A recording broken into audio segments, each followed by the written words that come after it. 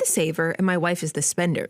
Do the money guys have a framework for money conversations with your spouse, especially when you are wired differently? What do you think? Well, I will, because I want Bo to share, because I rode on his coattails a little bit this year, but I want to give Zachary some just close to 30-year relationship advice. Mm-hmm.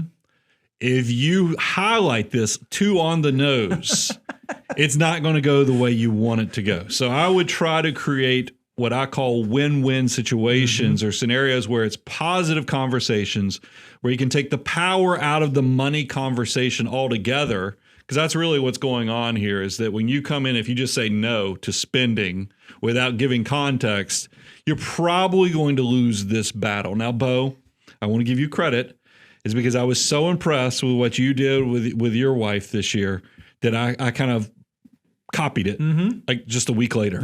So share what you did. Well, I think, Zachary, first I want to put your mind at ease that you are not alone. We hear this all the time. Oftentimes when it comes to a couple, there will be one person who maybe is more financially minded and one person who's less financially minded. One person that gets more utility out of saving and one person that gets less utility out of saving. And that's okay. I think when it comes to a successful relationship, the way that you try to get on the same page is you have to make sure that you have goal alignment. Okay, what is the reason that we're making the decisions that we make? In my relationship, and sweetheart, if you're out there listening, I love you.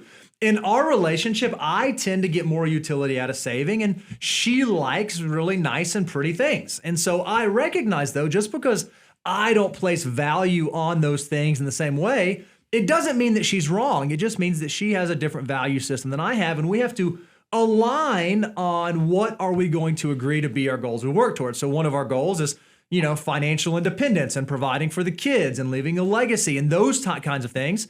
But another goal is having a home that she loves and that has a bunch of throw pillows and that has stuff inside that makes her happy and makes it feel like a home. And so we have to compromise there. So every time we go about making a financial decision, we try to back into, okay, what's the why? Why are we doing this? What are the goals we're working towards? And do these things matter? Hey, we would rather go on a nice trip and create memories than go buy some fancy, expensive car. That's the way that we lay out our value system. So I think one of the best things spouses can do is have a regular cadence around this conversation. For my wife and I, what Brian's alluding to, is every year on December 31st, it's like Christmas morning for us.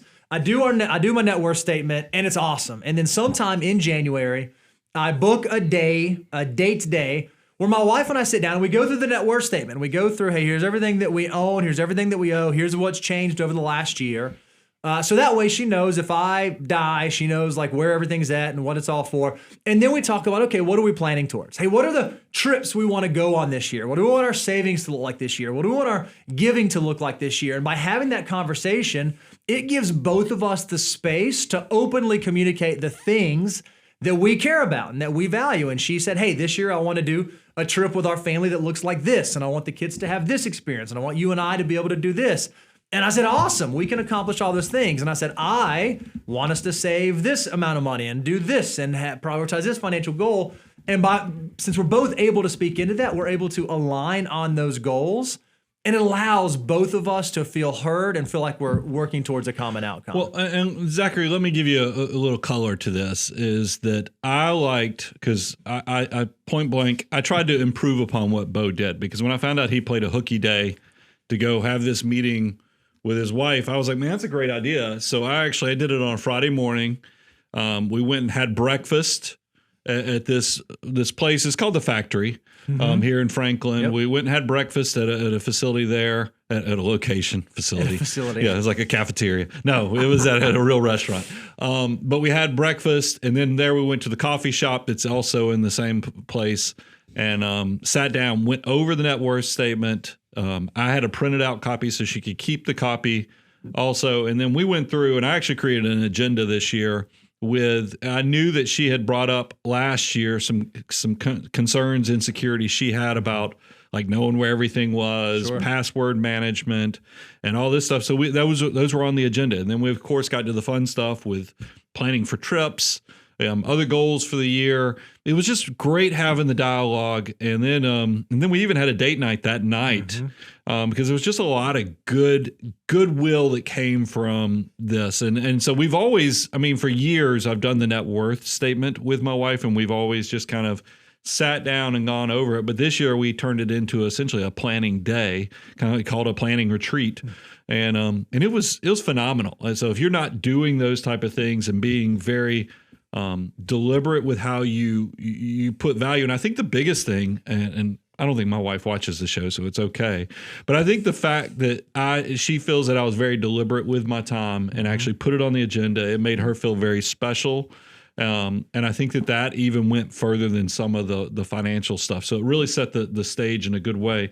So that's why I tell you, just because I think sometimes as financial mutants, we think that you can go take home the wealth multiplier or pull the wealth multiplier up and you just go, look, shake it at them. Every time you buy that shampoo, you're costing our retirement this much money.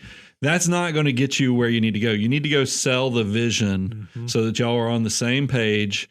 You actually write notes, about what goals, and it's a collaborative experience. And then next year, and what I did is we did write down 2 or 3 things that I'm hoping that we will accomplish this year so that when we have January's meeting next year, we get to go review it. That's what I do when we do business retreats. I always try to come up with some measurable goals and things we want to accomplish. So that's a good, it's kind of like old business that you're going back and looking on the agenda to see, did we accomplish what we said we wanted to do? But treat it as a positive, treat it as a win. And I think you'll actually get a lot of benefits out of having this type of open dialogue.